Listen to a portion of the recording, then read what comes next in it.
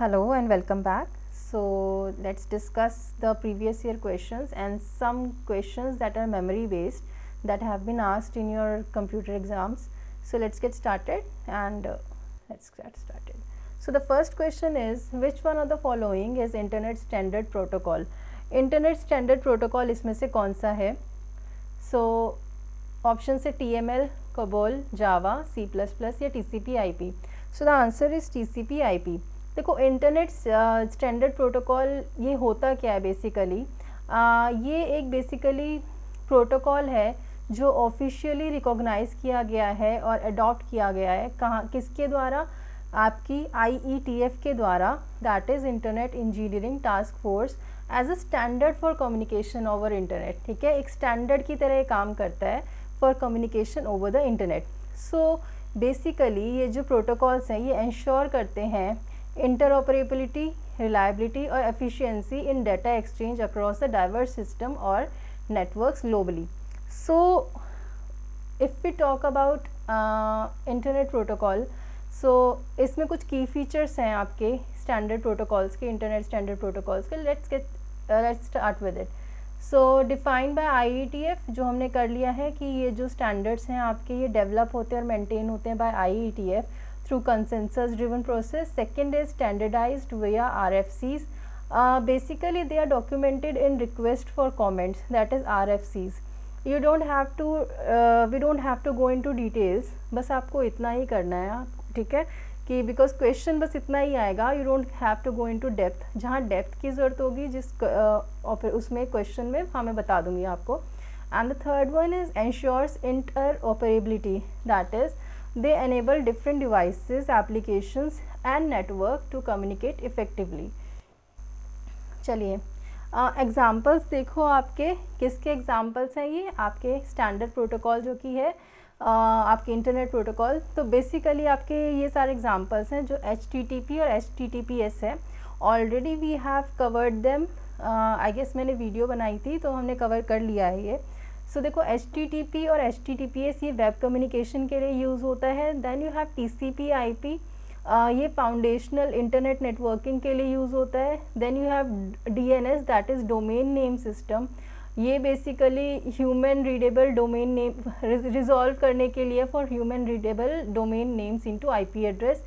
And then is SMTP, IMAP, POP3, ये आपका email services के लिए बेसिकली. ओके, सो स्टेजेस देख लेते हैं हम इंटरनेट स्टैंडर्ड डेवलपमेंट की. पहला देखो stages, if you see, first is propose standard. Initial stage होती है प्रपोज स्टैंडर्ड, जहाँ पर प्रोटोकॉल को डिफ़ाइन किया जाता है एंड पब्लिश किया जाता है रिव्यू के लिए सबसे पहला. फिर ड्राफ्ट स्टैंडर्ड है, जब आपकी बहुत सारी एक्सटेंसिव टेस्टिंग हो चुकी होती है. तो उसके बाद होता है आपका इम्प्लीमेंटेशन, फीडबैक लेने के लिए. ठीक है, और फिर इंटरनेट स्टैंडर्ड जो फाइनल स्टेज आती है, इसमें जो है सिग्निफाई किया जाता है कि प्रोटोकॉल जो है वो मैच्योर है, स्टेबल है एंड वाइडली इम्प्लीमेंटेड है. Alright, second question is which of the following topologies has highest reliability. तो इसमें से कौन सी टोपोलॉजी की हाईएस्ट रिलायबिलिटी है. सो इसमें हमें पता है that we have these topology, that is star, bus, ring, mesh and another is hybrid. So सबसे ज़्यादा रिलायबल जो होता है वो होता है मैश. सो कंप्यूटर टर्मिनोलॉजी में या फिर हम कहें कंप्यूटर नेटवर्क्स में व्हाट इज़ टोपोलॉजी. देखो ये एक अरेंजमेंट को डिफ़ाइन करता है, आपके एक अरेंजमेंट को रेफ़र करता है, राइट, जिसमें या फिर अरेंजमेंट किसका, जो आपके कंप्यूटर्स हैं, जो आपके नोड्स हैं, लिंक्स हैं, डिवाइसेस हैं इन अ नेटवर्क. ठीक है, so basically it refers to arrangement और layout of various elements. Elements में क्या आ जाता है आपका nodes, computer, links and all the other devices. So it defines how these elements are connected. Topology में क्या है कि बेसिकली क्या है आपका आर्किटेक्चर, कि ये डिवाइसेस किस तरीके से आपस में इंटरकनेक्टेड होते हैं ना, तो that is known as your topology. Okay, so कैसे कनेक्ट हो रहे हैं और कैसे आपस में कम्युनिकेट कर रहे हैं, इसी को हम बोलते हैं टोपोलॉजी. सो हमारे पास दो टोपोलॉजी हैं, that is physical and second one is logical.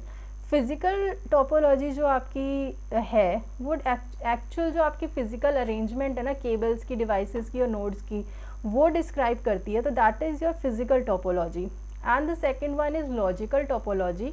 सो ये डिस्क्राइब करती है कि आपका जो डाटा है वो आपके नेटवर्क में कैसा फ्लो कर रहा है regardless of its physical design. मतलब आपके डिज़ाइन चाहे कैसा भी हो, लेकिन आपके जो वो नेटवर्क में डाटा फ्लो कर रहा है ना वो किस तरीके से कर रहा है, तो वो आपका लॉजिकल टोपोलॉजी दिखाएगा आपको। Alright, so common types of topology देख लेते हैं हमने जैसे डिस्कस किया था बस टोपोलॉजी, स्टार, रिंग। सो सबसे पहला है आपका बस topology.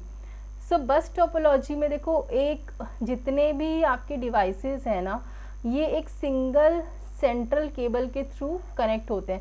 For example like this, जैसे हमने यहाँ पर कंप्यूटर बनाया, तो ये होती है आपकी बस टोपोलॉजी। ठीक है, एक सिंगल सेंट्रल केबल पे आपके सारे डिवाइसेस कनेक्ट होते हैं। सबसे एडवांटेज क्या है इसका? पहला तो इसका जो स्ट्रक्चर है वो सिंपल हो जाता है, right. Second is cost effective. भाई जब वायर्स कम यूज़ हो रही हैं इसमें तो कॉस्ट इफेक्टिव भी होगा, ये पैसे कम लगेंगे। सेकंड इसकी एडवांटेज है कि सेटअप करने में इसको इजी है स्मॉल नेटवर्क्स के लिए। देन डिसएडवांटेजेस हैं इसके कुछ, कि देखो अगर कहीं भी फॉर एग्ज़ाम्पल यहाँ पर कोई फॉल्ट आ गया तो आगे के सारे कंप्यूटर्स ना इसमें चलेंगे नहीं, right. So the failure in central cable causes network failure. कहीं भी आपके बीच में ब्रेक लगता है ना तो आपका नेटवर्क फेल हो जाएगा, आपका बेसिकली कम्युनिकेशन नहीं पॉसिबल हो पाएगी। दूसरा क्या है डिसएडवांटेज इसमें? Limited cable length and number of devices. हमारी केबल लेंथ तो लिमिटेड है ना, डिवाइसेस भी लिमिटेड होंगे इसमें जो हम लगा सकते हैं। Second is star topology. See हम सिर्फ अभी हल्का बेसिक कर रहे हैं, ठीक है, डिटेल्स में वी आर नॉट गोइंग। सो बस अभी इतना समझो कि है क्या, ठीक है, ताकि पेपर में कुछ आए तो आप एटलीस्ट उसको मार्क करके आ पाओ। सो स्टार टोपोलॉजी देखते हैं। इसमें क्या है? All the devices are connected to a central hub और स्विच। स्टार कुछ इस तरीके से बनेगा, इस तरीके से होता है ना आपका स्टार, एक सेंट्रल हब होता है, हब दैट इज़ कंप्यूटर, और इसी के साथ आपके सारे डिवाइसेस जो होते हैं ना वो कनेक्टेड होते हैं, right. So this is called a star topology. इसका एडवांटेज है देखो, इजी टू मैनेज है ये और ट्रबल शूट। एंड देन एक डिवाइस अगर फेल भी हो जाता है, फॉर एग्जांपल ये वाला डिवाइस आपका फेल हो गया, तो ये सारे डिवाइसेस आपके काम करते रहेंगे, इन डिवाइसेस पे कोई भी इफेक्ट नहीं पड़ेगा आपका, राइट। सो डिसएडवांटेज है देखो कि जो सेंट्रल हब अगर आपका फेल हो जाता है, सो सारा का सारा जो भी एंटायर नेटवर्क है ना आपका वो शट डाउन कर जाएगा। ऑब्वियसली जब यहाँ से आपके ये मेन है देखो, है ना, तो जब यही ख़राब हो गया तो ये सारे भी क्या हो जाते हैं, ऑटोमेटिकली ख़राब हो जाएंगे आपके। सेकेंड इसकी डिसएडवांटेज है कि मोर केबलिंग रिक्वायर्ड होती है एज़ कम्पेयर टू बस। बस के कंपेयर में आपकी जो केबल्स हैं वो इसमें कम ज़्यादा रिक्वायर्ड होती हैं। ऑलराइट, बस में एक सिंगल केबल होगी लेकिन इसमें सारी जगह पे आपको केबल्स लगानी होंगी, है ना। Then we have ring topology. So devices, इसमें रिंग में कैसा होता है, रिंग आपकी कैसी होती है जो रिंग पहनते हो इस तरीके से, तो जो आपके डिवाइसेस है ना वो भी एक सर्कुलर फैशन में कनेक्टेड होते हैं आपके, with each device link to two other devices. What it means कि अगर मान लो यहाँ पर इस रिंग की फॉर्म में हमने इन कंप्यूटर्स को लगाया है, तो ये मान लो हम इसको एक डिवाइस कंसीडर करते हैं, तो ये इससे भी कनेक्टेड है और इससे भी कनेक्टेड है, राइट। सो क्या लिखा है यहाँ पर देखो, devices are connected in a circular fashion. Circular fashion में डिवाइसेस कनेक्ट होते हैं, with each device link to two other. हर एक डिवाइस दो अदर डिवाइसेस से लिंक्ड होता है। Then you have advantages. देखो एडवांटेजेस क्या हैं इसमें, equal access to network for all devices, and second is can handle heavy traffic barrier. Then bus topology, traffic अगर है ज़्यादा तो ये जो आपका रिंग टोपोलॉजी है ये बेटर हैंडल करेगी आपके जो बस टोपोलॉजी है उससे, ठीक है। डिसएडवांटेज का ये है कि देखो अगर आपका एक भी नोड में फेलियर कोई भी आता है तो सारा का सारा एंटायर नेटवर्क आपका ठप हो जाएगा। देन ट्रबल शूटिंग जो होती है वो थोड़ी सी कॉम्प्लेक्स हो जाती है इसमें। ऑलराइट, चलिए आगे चलते हैं। Then you have mesh topology. Mesh क्या होता है बेसिकली, देखो जब भी हम मैश की बात करते हैं तो कोई भी मैश इज़ गुचड़ मुचड़ कुछ भी, right, that is mesh basically. So इसमें क्या होता है मैश टोपोलॉजी में, each device is connect to every other device. For example like this we have computers, ये इससे भी कनेक्ट करेगा, ये इससे भी कनेक्ट होगा, ये इससे भी कनेक्ट होगा, ये इससे भी कनेक्ट होगा, ये इससे, like this. Okay, so this is called mesh. Alright, so इसमें क्या है, मैश टोपोलॉजी में आपका हर एक डिवाइस अदर डिवाइसेस से भी कनेक्ट होता है. Then you have advantage. Advantage क्या है मैश टोपोलॉजी के? First of all is high redundancy. High redundancy होती है, और नेटवर्क जो होते हैं ना ये फंक्शनल रहते हैं इवन इफ एक लिंक फेल भी कर जाए तब भी. Second is robust and highly reliable. Robust है और हाईली रिलायबल है. डिसएडवांटेज है मैश के कि देखो एक्सपेंसिव होता है, और सेटअप, इसका सेटअप जो होता है वो थोड़ा सा कॉम्प्लेक्स हो जाता है. सेकंड, बहुत सारे केबल्स की रिक्वायरमेंट होती है, it requires a lot of cabling, right. Then you have tree topology.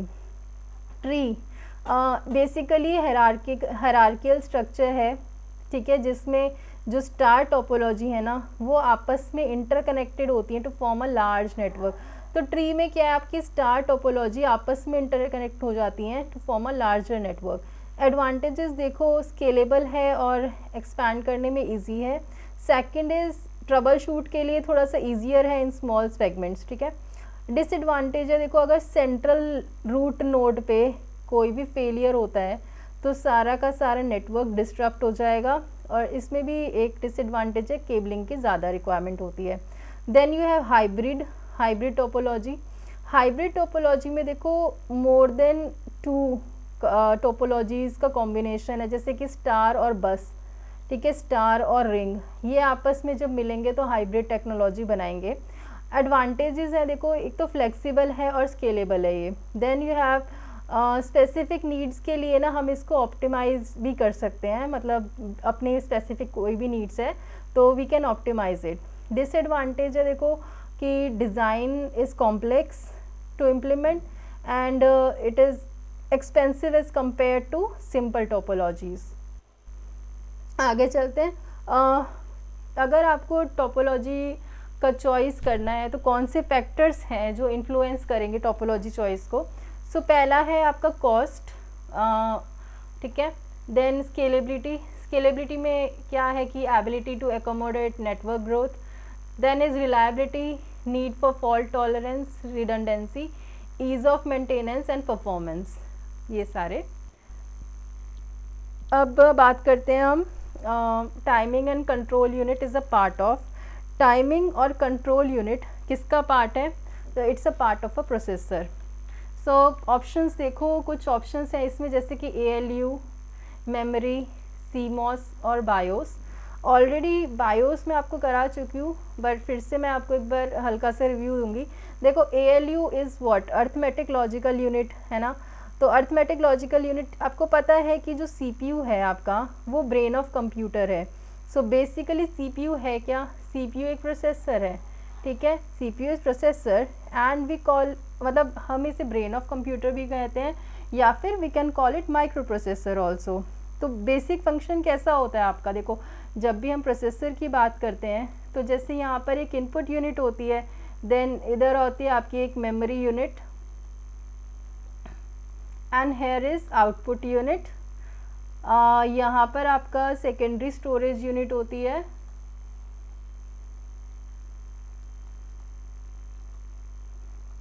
Then you have ALU and then it is, फिर नीचे आता है आपका कंट्रोल यूनिट. ऑलराइट, सो देखो जो बेसिकली आउटपुट यूनिट है, देखो इनपुट यूनिट से तो आप इनपुट दोगे. इनपुट यूनिट में क्या आ जाता है आपका? अगर आपसे पूछे इनपुट के लिए तो कीबोर्ड, माउस, स्कैनर, ये सब इनपुट के लिए हैं, और जिससे हम आउटपुट लेते हैं वो तो आपका हो गया आउटपुट के लिए है ना, वो होता है आउटपुट यूनिट बेसिकली. तो जैसे प्रिंटर, डेस्कटॉप और स्पीकर, ये सब आपके आउटपुट यूनिट्स हैं. तो बात करते हैं ALU की, कि ये जो आपका ALU है ये बेसिकली क्या करता है. देखो ALU is arithmetic and logical unit, और ये बेसिकली आपके कैलकुलेशंस को परफॉर्म करता है, जैसे प्लस, माइनस, मल्टीप्लाई, डिवाइड, और कुछ जो लॉजिकल चीज़ें हैं जैसे कि less than, greater than, less than equal to, greater than equal to, ये लॉजिकल ऑपरेशंस इसमें परफॉर्म करता है कौन? Logical unit. तो दैट इज़ पूरा है आपका राइट कि arithmetic logical, arithmetic and logical unit. तो अर्थमेटिक वाला पार्ट तो ये कर देगा और लॉजिकल यूनिट वाला ये लॉजिकल का पार्ट करेगा। देन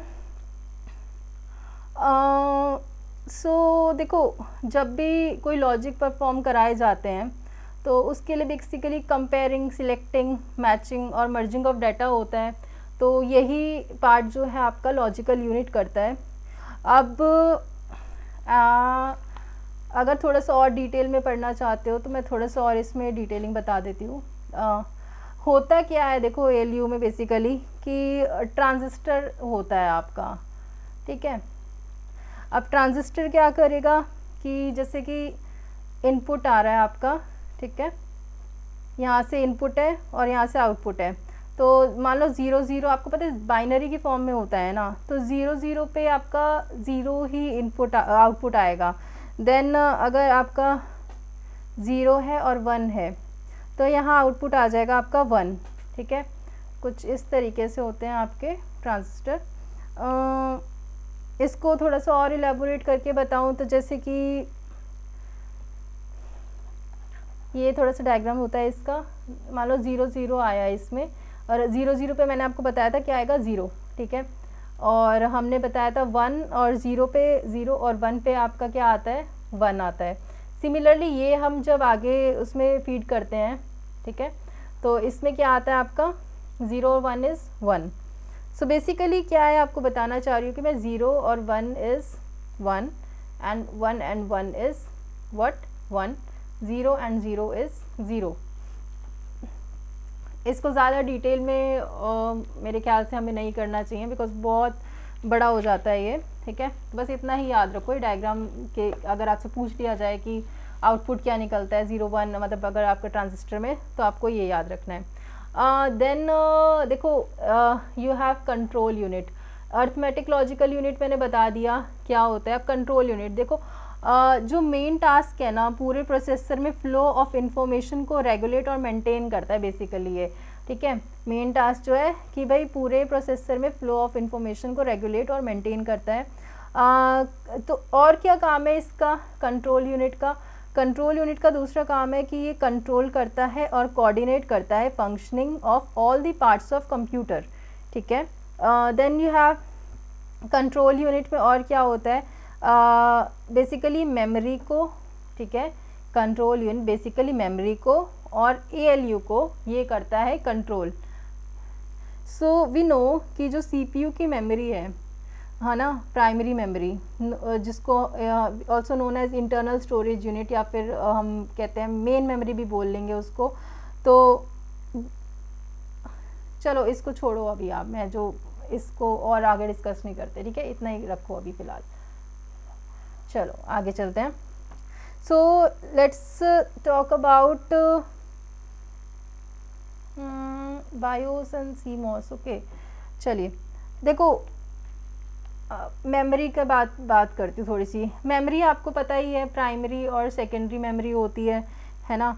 और प्राइमरी मेमोरी जो होती है, जो also known as like internal storage unit और मेन मेमोरी, या फिर प्राइमरी मेमोरी कौन कौन सी होती है आपकी? रैम क्या करती है? Store data and instruction for processing. RAM की कैपेसिटी हाई होती है। जितनी भी अगर रैम की कैपेसिटी, एक चीज़ याद रखनी है आपको, जैसे कि रैम जो है ना, जितनी ज़्यादा जितनी ज़्यादा इसकी कैपेसिटी हाई होगी ना, उतना ही जो कंप्यूटर है ना आपका वो स्मूथली रन करेगा, ठीक है। ये चीज़ याद रखनी है आपको। सो वी नो कि जो मेमोरी है आपकी, तो इस पर रजिस्टर्स होते हैं, है ना। तो व्हाट इज़ रजिस्टर्स? थोड़ा सा हल्का सा मैं ब्रीफ देती हूँ आपको रजिस्टर्स के बारे में। देखो ये बेसिकली ना they act as temporary storage area आपका, या फिर कह सकते हैं ये आपका डाटा को टेम्परेरीली होल्ड करता है वाइल प्रोसेसिंग, और इसकी जो कैपेसिटी है ना दैट इज़ नेग्लिजिबल, ठीक है। और क्या अगर आपसे पूछा जाए रजिस्टर्स के बारे में, रजिस्टर्स का और क्या बोल सकते हो आप कि एक छोटा सा स्टोरेज डिवाइस होता है जो सीपीयू में होता है बेसिकली, ठीक है। और रजिस्टर्स के बारे में लैचेस का ये कॉम्बिनेशन होता है। Latches, what is latches? Latches मतलब जो ट्रांजिस्टर होते हैं ना आपके, वो बेसिकली उसका कॉम्बिनेशन होता है, ठीक है। और लैचेस जो है ना उसको आप फ्लिप फ्लॉप भी बोलते हो, और या फिर ये भी कह सकते हो कि कॉम्बिनेशन ऑफ लॉजिक गेट्स, और जो है ये 1 बिट ऑफ इंफॉर्मेशन स्टोर करता है। So let's how to explain you this, wait,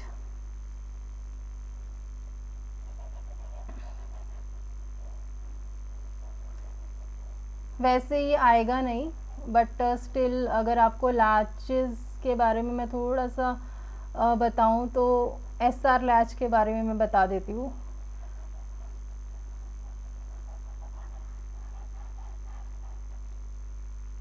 because कहाँ से कुछ चीज़ पूछ ले, क्या पूछ ले, इवन आई डोंट नो। देखो 2 टाइप्स हैं आपके, ठीक है। लैचेस जो होते हैं ना, वी हैव ऑलरेडी डिस्कस्ड कि क्या होते हैं लैचेस। लैचेस ट्रांजिस्टर्स या फिर लैचेस को फ्लिप फ्लॉप्स भी बोलते हैं। तो बेसिकली ना 2 टाइप्स के हैं आपके, देखो 2 टाइप्स, दैट इज़ देखो नॉर गेट से एसआर लैच और एक नैंड गेट वाला एसआर लैच है आपका, ठीक है। सो बनता कैसे है ना, ये कुछ इस टाइप से बनेगा आपका, देखो ये बना, ठीक है। और इसकी टेबल, ट्रुथ टेबल कैसे बनती है, I will just tell you. यहाँ पर हम कौन सा कर रहे हैं अभी, नॉर गेट वाला,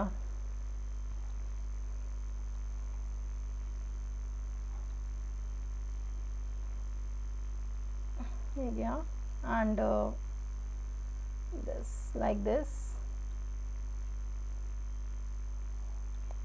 and this will go like this. I'm sorry, देखो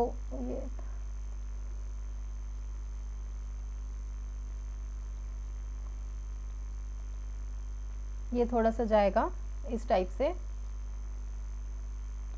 यहाँ पर ये इनपुट की तरह आएगा, ठीक है।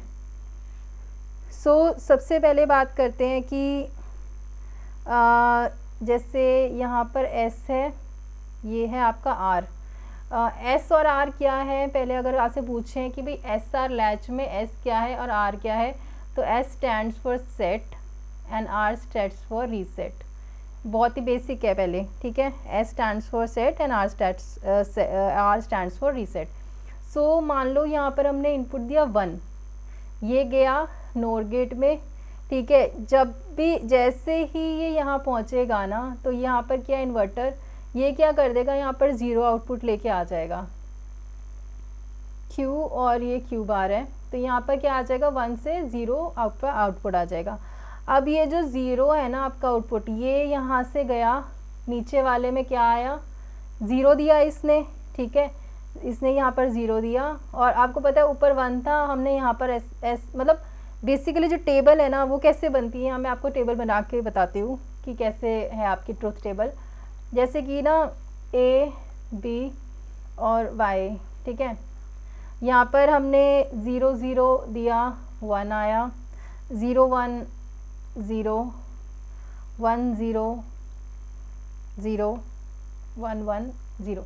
तो आया कैसे, देखो जैसे हमने 1 दिया पहला, ठीक है।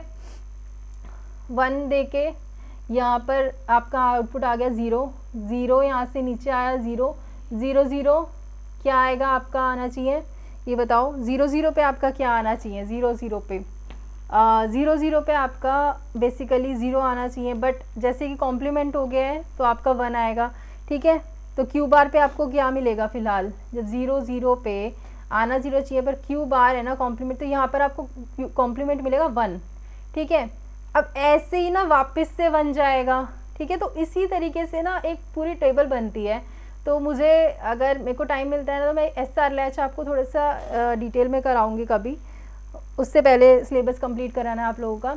तो ये है आपकी टेबल। तो बस अभी इस टेबल को नोट कर लो, अगर आपसे पूछा भी जाए ना ये नॉर गेट के लिए आपकी एसआर लैच की नॉर गेट के लिए ये टेबल बनती है आपकी, ठीक है। पूरा बताऊंगी कि भाई कैसे वापस से जाता है और फिर चार जो ये पॉसिबिलिटीज़ हैं आपके चार हैं ये आती कैसे हैं। आगे चलते हैं। ओके, सो बायोस और सीमॉस भी रह गया आपका, राइट। बायोस क्या है, देखो बायोस ये एक सॉफ्टवेयर है ना जिसके थ्रू कंप्यूटर शुरू होता है। बायोस की मैंने वीडियो बना रखी है, वो देख लेना। सीमॉस क्या होता है, बायोस जो सॉफ्टवेयर का सेटिंग एक चिप में ना स्टोर रहती है बेसिकली।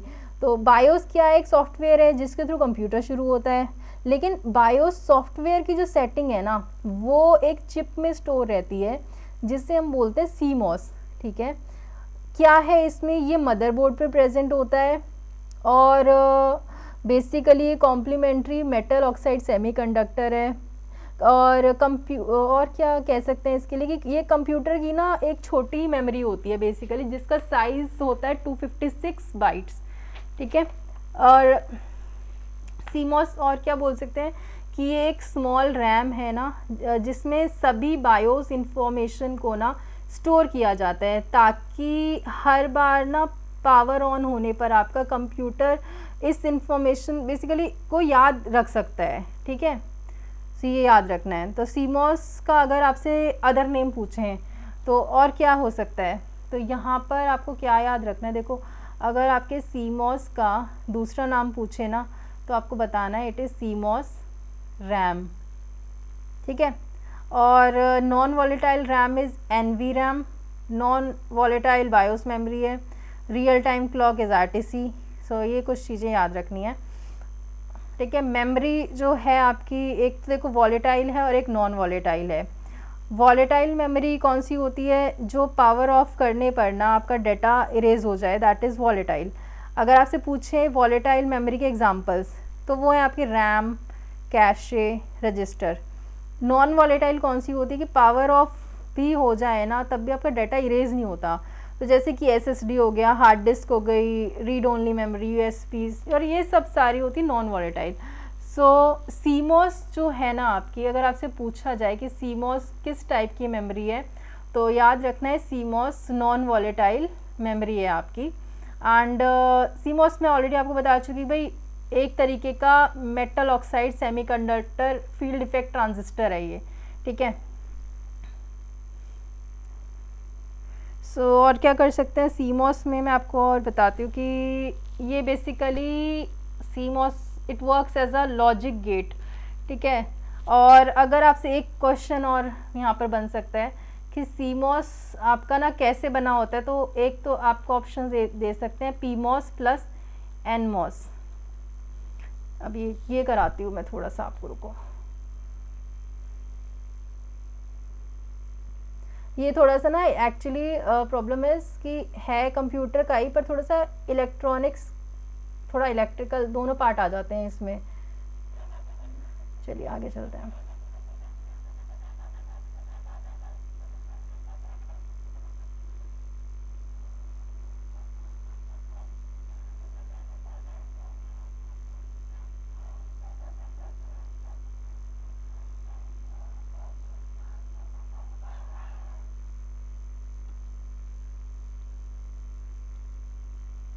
चलिए सो बेसिकली क्या है, सीमॉस जो है ना it's a combination of PMOS and NMOS.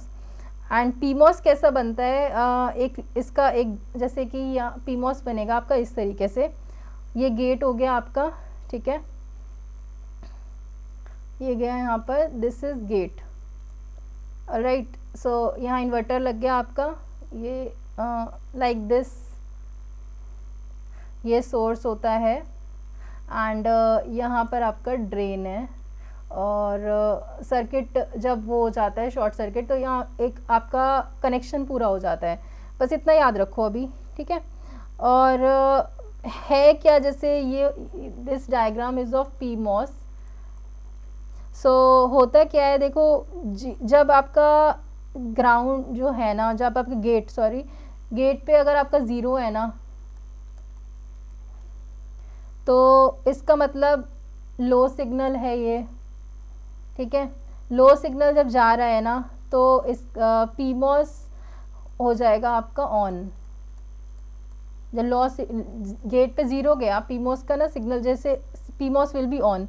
PMOS का ऑन होने का मतलब क्या होता है कि यहाँ पर ना शॉर्ट सर्किट हो गया, मतलब सोर्स और ड्रेन के बीच में ना आपका एक कनेक्शन हो जाएगा with help of a wire, ठीक है।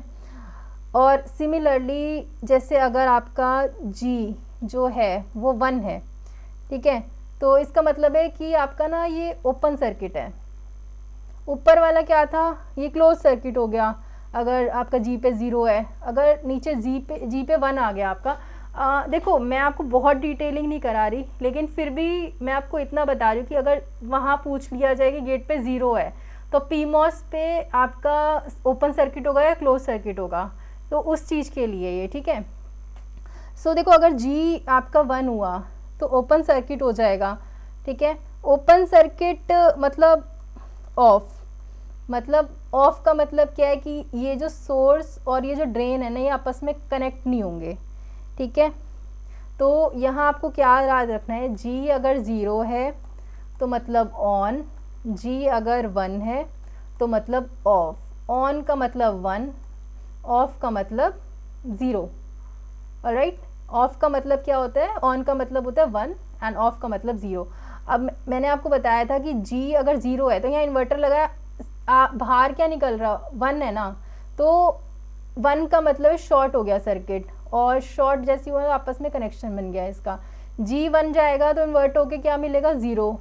तो जब 0 मिलेगा ना आपका, तो सर्किट जो है आपका ये कंप्लीट नहीं होगा, ठीक है, तो इसलिए ओपन सर्किट रह जाएगा ये basically. So this is the फंडा ऑफ सीमॉस। अब एनमॉस की बात करते हैं। देखो जो आपका एनमॉस है, इसका डायग्राम कैसे बनता है आपका, सिमिलर गेट ही है आपका, और लाइक दिस,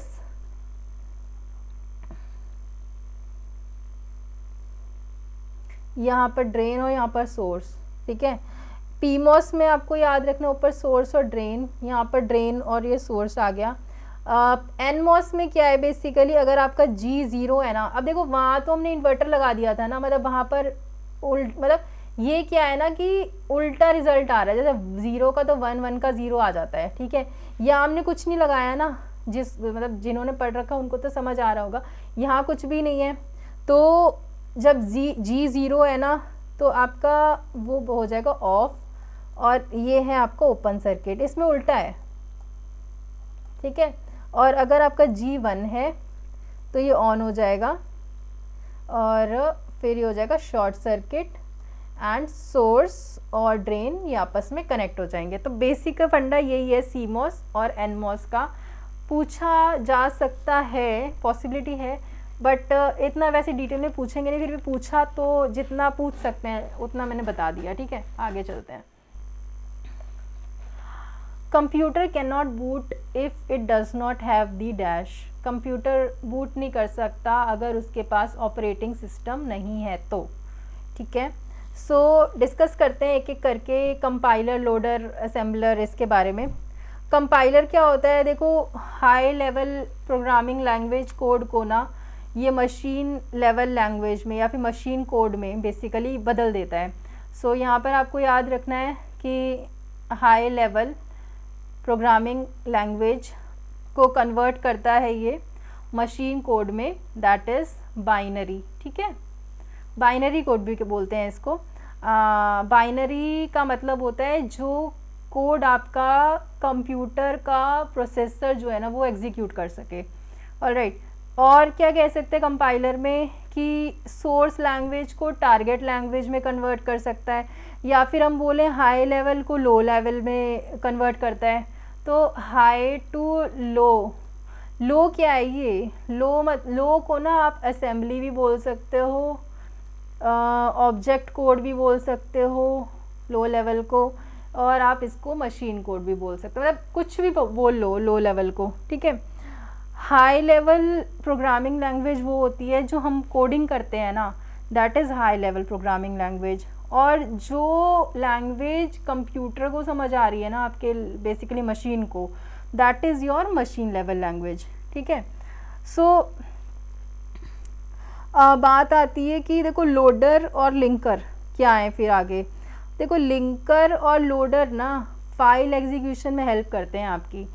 कैसे क्या करते हैं थोड़ा सा डिटेल में बताती हूँ मैं आपको। डायग्राम देखो पहले इसका कैसे होता है। जैसे कि ये हमारी हाई लेवल लैंग्वेज है, ठीक है, ये गई कंपाइलर में, कंपाइलर के बाद आई लिंकर में, लिंकर के बाद गई लोडर में, और लोडर के बाद गई है मेमोरी में। सीन क्या होता है कि देखो कंपाइलर, देखो हाई लेवल लैंग्वेज है, ये तो वो लैंग्वेज है जो हमें समझ आ रही है, हमने कोडिंग कर दी। अब ये जो कंपाइलर है ना आपका, ये बेसिकली कन्वर्ट करेगा आपका मशीन लेवल लैंग्वेज में, ठीक है, जो आपके कंप्यूटर को समझ आए तो वो कर देगा, ठीक है। और कंपाइलर के साथ में ही ना आपका असेंबलर भी लगा होता है। तो असेंबलर क्या करेगा, असेंबली कोड को ना आपका ऑब्जेक्ट फाइल में कन्वर्ट कर देगा, दैट इज़ .obj। असेंबली को क्या करेगा, असेंबलर जो है ये आपके कंपाइलर के साथ ही लगा है, तो ये क्या करेगा ऑब्जेक्ट फाइल में कन्वर्ट कर देगा, और एक्सटेंशन .obj है। अब जो ऑब्जेक्ट फाइल ये लिंकर के पास आ गई, ठीक है। सो ये सारे फाइल को ना, जैसे जितने भी फाइल आई ना, ये बेसिकली क्या करेगा लिंकर, वो ऑब्जेक्ट फाइल्स को लिंक कर देगा आपस में, ठीक है, ताकि ये जो है ना एग्जीक्यूटेबल फॉर्म में कन्वर्ट हो सके। तो मतलब जिस फॉर्म में ये एग्जीक्यूट हो सके, एग्जीक्यूट तो समझ आता होगा ना, जिस फॉर्म में एग्जीक्यूट हो सके तो वो करेगा लिंकर, आपस में लिंक कर देता है। फिर उसके बाद में ये जो एग्जीक्यूटेबल फाइल है ना, जब लिंकर ने लिंक कर दिया, उसके बाद क्या होता है, एग्जीक्यूटेबल फाइल को ना लोड किया जाता है लोडर पे, ठीक है। लोडर पे लोड हुआ और लोडर लोड करता है ताकि ना उस मेमोरी के ऊपर, या फिर कह सके सीपीयू उसे एग्जीक्यूट कर सके ताकि, ठीक है। मतलब लोडर जो है वो लोड कर देगा आपका मेमोरी पे ताकि सीपीयू उसको ना एग्जीक्यूट कर सके और आउटपुट में कन्वर्ट कर सके। लोडर का बेसिक काम क्या है कि देखो लिंकर का तो लिंक करना है, लोडर एक ट्रक की तरह काम करता है। ट्रक में हमने सारा का सारा सामान लाद दिया, ठीक है। अब ये ट्रक मेमोरी के पास ले जाएगा उस सामान को। लोड यही होता है ना, लोडिंग ये करेगा और अनलोडिंग कर देगा मेमोरी के ऊपर। अब मेमोरी क्या करेगी, जो आपका कोड है ना उसको एग्जीक्यूट कराएगी, ठीक है। सीपीयू जो है वो एग्जीक्यूट करेगा और आउटपुट में बेसिकली उसको कन्वर्ट कर देगा। आई होप समझ में आया होगा ये। असेंबलर हो गया, compiler, loader, linker, that's it. आगे चलते हैं। तो ये देखो कंपाइलर, कुछ नोट्स हैं या स्क्रीनशॉट ले लो। कंपाइलर एक प्रोग्राम है जो high level programming language code को, हाई लेवल कौन सी प्रोग्रामिंग लैंग्वेज होती है, जैसे C++, जावा, ये सारी होती हैं, को मशीन कोड में कन्वर्ट करता है। मशीन कोड मतलब बाइनरी मतलब 0101 की फॉर्म में। मशीन हमारी इसी कोड को अंडरस्टैंड करती है, ठीक है। जो कंप्यूटर का प्रोसेसर जो है वो बेसिकली एग्जीक्यूट कर सके। हाउ इट वर्क कैसे करता है आपका ये, देखो पहले तो ये सोर्स कोड को टोकन में कन्वर्ट कर देगा, उसके बाद ये उनमें ग्रामेटिकल मतलब चेक करेगा कोड को कि कोई ग्रामेटिकल वो तो नहीं है, एरर तो नहीं है। फिर नीचे जाएगा, देखो ये यहाँ से ना आपको ये स्क्रीनशॉट इसलिए लेना है कि अगर आपसे पूछें लेक्सिकल एनालिसिस क्या होता है, तो लेक्सिकल एनालिसिस का मतलब होता है कि सोर्स कोड को टोकन में ब्रेक करना। फिर सिंटेक्स एनालिसिस अगर पूछे तो ग्रामेटिकल करेक्टनेस, जब आपका कोड ग्रामेटिकल करेक्टनेस के लिए चेक किया जाता है, that is syntax analysis. Then you have semantic analysis, मतलब कि ये इंश्योर करता है कि आपके कोड का जो मीनिंग है ना वो वैलिड है। फिर आपके आता है ऑप्टिमाइजेशन। ऑप्टिमाइजेशन आपके कोड को बेटर परफॉर्मेंस के लिए इम्प्रूव करता है, ठीक है। Then you have code generation, ये हाई लेवल कोड को मशीन कोड में कन्वर्ट करता है, that it converts high level code to machine code. फिर आपका आउटपुट जो है, आउटपुट आपको पता है एग्जीक्यूटेबल फाइल मिलती है आपको, दैट इज e.exe.out। एग्जाम्पल देखो इसका, that is GCC, GNU compiler connection and Java compiler, ये कंपाइलर के एग्जाम्पल हैं, ठीक है। That is GCC and Java compiler. तो अगर पूछे तो मार्क कर देना। सिमिलरली लोडर क्या है, देखो loader is a program that loads executable code into memory for execution by the processor. जैसे आपको पता है तो लोडर क्या करता है, लोड करते थे जो एग्जीक्यूटेबल कोड है ना, जो आपका एग्जीक्यूटेबल कोड है उसको मेमोरी पे लोड कर देगा ताकि जो आपका प्रोसेसर है ना वो उसे एग्जीक्यूट कर सके, बेसिकली CPU उसको एग्जीक्यूट कर सके। रोल क्या है देखो लोडर का, एग्जीक्यूटेबल फाइल को रीड करना, मेमोरी स्पेस को एलोकेट करना प्रोग्राम के लिए। देन तीसरा है sets up and necessary run time dependencies. And चौथा रोल है इसका कि transfer control to starting point of program. Example देखो, जब भी आप कंप्यूटर को रन करते हो ना तो ऑपरेटिंग सिस्टम का जो लोडर है ना, ठीक है, तो वो लोड कर देता है इसको रैम के अंदर, ठीक है, एग्जीक्यूटेबल को जो भी है आपका उसको रैम के अंदर लोड कर देता है। ये मैं आपको पहले मेरे ख्याल से हम डिस्कस कर चुके पूरा प्रोसेस की कैसे कैसे लोडिंग होती है, क्या होता है। Operating system we have already discussed, फिर भी देख लो। Operating system is a system software, question पूछा जाता है। Acts as a interface between user और कंप्यूटर हार्डवेयर, यूज़र और कंप्यूटर हार्डवेयर के बीच में इंटरफेस की तरह एक्ट करता है। It manages hardware resources and provide services for software applications. As you know operating system क्या है आपका, विंडोज़ जो है जली हुई है आपकी, वो ऑपरेटिंग सिस्टम ही तो होती है और एक इंटरफेस की तरह एक्ट करती है ना ये यूज़र और कंप्यूटर हार्डवेयर के बीच में। की फंक्शंस देखो इसकी, process management, memory management, file system management, device management और यूज़र इंटरफेस। प्रोसेस मैनेजमेंट में क्या है, ये handles running programs. Memory management में क्या है, allocates and manages RAM. File system management में क्या है, ये organise, store and retrieve file. Device management में इनपुट आउटपुट डिवाइसेस को मैनेज करता है ये। और यूज़र इंटरफेस ये GUI और CLI इंटरफेस प्रोवाइड करता है। So basically Windows, Mac OS, Linux और एंड्रॉयड ये सब आपके ऑपरेटिंग सिस्टम है। जस्ट ये सारे, इसको स्क्रीनशॉट लो। आगे चलते हैं। असेंबलर की बात, assembler we have already discussed. Assembler एक प्रोग्राम है जो कन्वर्ट करता है असेंबली लैंग्वेज को।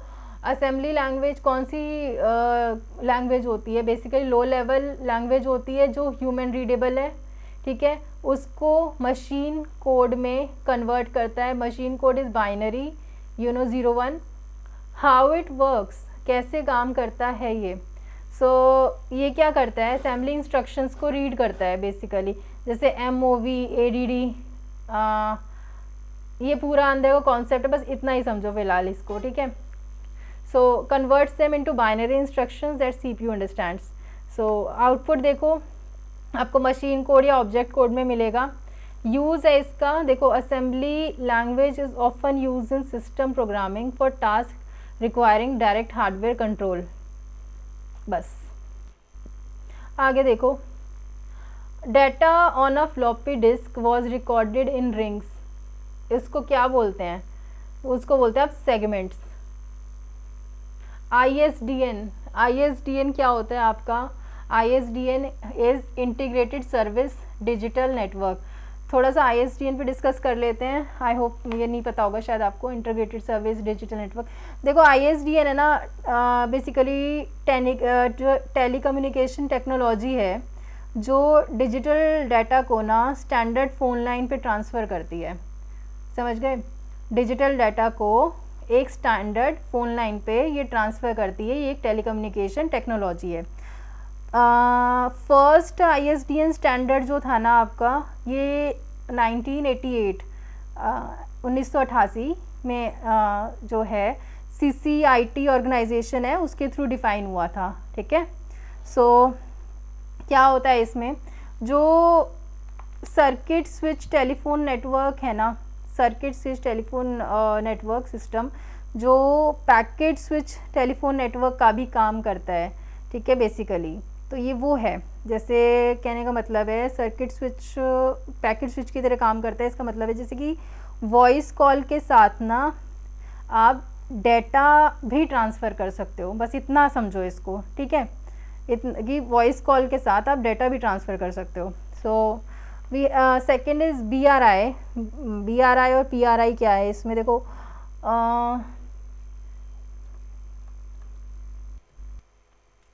ये पहले यहाँ से पढ़ते हैं, ठीक है, फिर आगे करते हैं।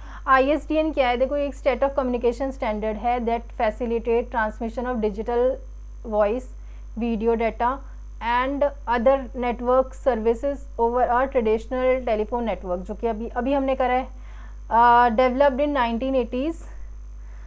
मैंने ख्याल से आपको मैंने फर्स्ट ISDN स्टैंडर्ड बताया था कि 1988 का है ना, so I will check it out. So ये डेवलप नहीं 1980s में ये डेवलप हुआ था, and one of the early technology है जो इंट्रोड्यूस हुई थी डिजिटल कम्युनिकेशन के लिए to public switch telephone network, PSTNs, ठीक है। की फीचर देखो, इसका की फीचर क्या है ISDN के? पहला तो है ये डिजिटल ट्रांसमिशन, फिर integrated services, high speed access और ग्लोबल स्टैंडर्ड। डिजिटल ट्रांसमिशन में क्या है? ये एनालॉग सिग्नल को डिजिटल सिग्नल से रिप्लेस कर देता है, जिसकी वजह से ना आपकी क्वालिटी इंप्रूव हो जाती है, नॉइज़ की रिडक्शन हो जाती है। दूसरा आपका इंटीग्रेटेड सर्विसेज, ये मल्टीपल आपकी टाइप ऑफ सर्विसेज को सपोर्ट करता है, जैसे कि वीडियो, वॉइस, डाटा एक सिंगल लाइन पे। फिर आपका हाई स्पीड एक्सेस है आपका, मतलब फास्टर डाटा रेट ऑफर करता है as compare to traditional analogue systems. And global standard मतलब है कि it is defined by ITU-T, alright. So that is international telecommunication union, telecommunication standardisation sector. So I just have to, एक बार मैं इसको confirm भी करूँगी, दैट इज़ CCIT वाला और ये वाला, ठीक है। मैं आपको नीचे कमेंट बॉक्स में बताऊंगी इसके बारे में। चलो, सो ISDN सर्विसेज के टाइप देख लेते हैं हम। तो दो जो आपके टाइप्स हैं ना, वो है आपके BRI और PRI। ये आपको याद रखना है, यहाँ से क्वेश्चन पूछ सकता है कि ISDN सर्विसेज के टाइप इसमें से कौन से हैं और कौन से नहीं हैं। तो BRI और PRI। BRI क्या है? Basic rate interface. Basic rate interface देखो, ऐसे कनेक्शन, मतलब जो हाउस और ऑफिस के इंटरनेट कनेक्शन में होता है बेसिकली, मतलब ऐसा जो घर के और ऑफिस के इंटरनेट कनेक्शन में यूज़ होता है ना, ऐसे कनेक्शन को BRI बोलते हैं। और PRI जो होता है ना, ये लार्जर ऑर्गेनाइजेशंस के लिए, बिजनेस पर्पसेस के लिए ये वो कनेक्शन होता है, ठीक है। तो जो BRI के कंपैरिजन में ना, जो PRI है ना आपका, ये कॉस्ट इसकी ज़्यादा होती है। और जहाँ पर हमें ना ज़्यादा स्पीड वाला कनेक्शन चाहिए होता है, कि जहाँ स्पीड हमें बहुत ज़्यादा चाहिए होती है, तो वहाँ पर तो हम PRI यूज़ करते हैं। PRI जो होता है ना, इसमें जो BPOs हैं आपके, वहाँ PRI यूज़ होता है, ये याद रखना। और जो घर हैं, ऑफिसेज हैं छोटे, तो उसमें BRI यूज़ होता है, ठीक है। सो देखो यहाँ पढ़ो, design for small scale applications like home and small business use. ये बेसिकली देखो, चैनल के B चैनल और D चैनल इसमें होते हैं। B चैनल जो होता है ना, वो तो 64 ये डाटा कैरी करता है 64 kbps पे, और D चैनल जो है ना, ये सिग्नलिंग के लिए यूज़ होता है 16 kbps के, ठीक है। टोटल बैंडविड्थ इसकी 144 kbps की है, तो यहाँ पर आप स्क्रीनशॉट लो। Then we have PRI, larger organisations और बिजनेसेस के लिए ये डिज़ाइन किया जाता है। ये B चैनल और D चैनल इसमें क्या है, 30 in Europe. You just have to take the screenshot, ठीक है। बस इतना देखो, ये वाला स्क्रीनशॉट लो इसका, क्योंकि इतना डिटेल में नहीं पूछेंगे, मतलब पूछना तो नहीं चाहिए, ठीक है। आगे देखो, एडवांटेजेस क्या है इसके? देखो, high data transfer rate as compare to analogue systems, ठीक है। देन साइमल्टेनियसली आपकी वॉइस, वीडियो और डाटा तीनों चीज़ आपकी ट्रांसमिट होती है ना, बिकॉज जब भी देखो वीडियो कॉल कर रहे हो तो वॉइस भी जा रही है, वीडियो भी जा रही है, डाटा भी जा, मतलब इस तरीके से साइमल्टेनियस वो होता है आपका ट्रांसमिशन। बेटर क्वालिटी है, रिलायबिलिटी है, किस लिए? डिजिटल ट्रांसमिशन है इसलिए। And quick call setup times हैं। डिसएडवांटेजेस क्या है इसकी? हाई कॉस्ट है compare to your traditional analogue, and specialise equipment जैसे कि ISDN मॉडेम्स, ये रिक्वायरमेंट है इसकी। एंड तो थोड़े से स्पेशलाइज इक्विपमेंट की रिक्वायरमेंट होती है। लिमिटेड अवेलेबिलिटी होती है कुछ एरियाज़ में, तो लिमिटेड अवेलेबिलिटी, और बेसिकली ये largely replaced by modern technologies like DSL, fibre optics और ब्रॉडबैंड। सो आगे चलते हैं। The altering of data so that it is not usable unless the changes are undone is encryption. Encryption हम already कर चुके हैं, उसको देख लेना एक बार। आगे चलो। Which of the following is used in first generation computer? Vacuum tubes use होती थी। Dash allows you to access your email from anywhere. क्या अलाउ करता है? Web mail interface. Move forward. The default extension of PowerPoint 2013 is .pptx। ठीक है, 2013 वाले का .pptx। Moving forward. Take the screenshot of this, very important. Differential engine, इसका वाला differential engine जो है आपका चार्ल्स बाबेज ने बनाया था, है क्या ये? तो बेसिकली इसका स्क्रीनशॉट लो, ठीक है। यहाँ से अगर आपसे पूछें कि किसने बनाया था, इन्वेंटर कौन थे, क्या था ये, तो ये आपको पता होना चाहिए। आगे चलते हैं। Dash is a useful tool which allows you to create huge number of documents by merging the main document with the data source, so that is mail merge। Screenshot लो इसका। देखो कंप्यूटर्स जो है ना आपके, ये साइज़ मैं यहाँ लिख देती हूँ। जो कंप्यूटर्स हैं आपके, ये कंप्यूटेशनल मेथड पे, जैसे टाइप, टेक्नोलॉजी और लॉजिक पे तो डिजिटल, एनालॉग और हाइब्रिड के उसमें क्लासीफाई होते हैं। साइज़ और कैपेबिलिटी से super, main frame, mini, micro. Purpose के लिए जर्नल और स्पेशल पर्पस, ठीक है। यहाँ पर एक स्क्रीनशॉट और लो। ये बिल्कुल बहुत इम्पॉर्टेंट है, यहाँ से क्वेश्चन पूछा जाएगा। 1 बिट कितना? 8 बिट्स कितना? 1 बाइट। 1024 बाइट कितना? 1 kilobyte. 1 megabyte 1024 KB। 1 gigabyte 1024 MB। 1 terabyte इतना, ठीक है। यहाँ से स्क्रीनशॉट ले लो, ये याद रखना है। आगे चलो। The basic input output system is stored in, BIOS कहाँ स्टोर्ड होता है? रोम में। Which of the following device enables data transfer between 2 different network? तो गेटवे आपका अलाउ करता है आपको, ठीक है। Name the first wide spread computer virus for MS-DOS, that is brain. BRAIN, brain जो भी बोलते हो आप। The software that secretly collects information about the webs client internet habits, that is spyware. Spyware के थ्रू। आगे चलो। Thesaurus tool in MS word is use for synonym और एंटोनिम वर्ड्स के लिए यूज़ होता है ये। Maximum file size that can be attach to email message in Gmail, it is 25 MB। That is it.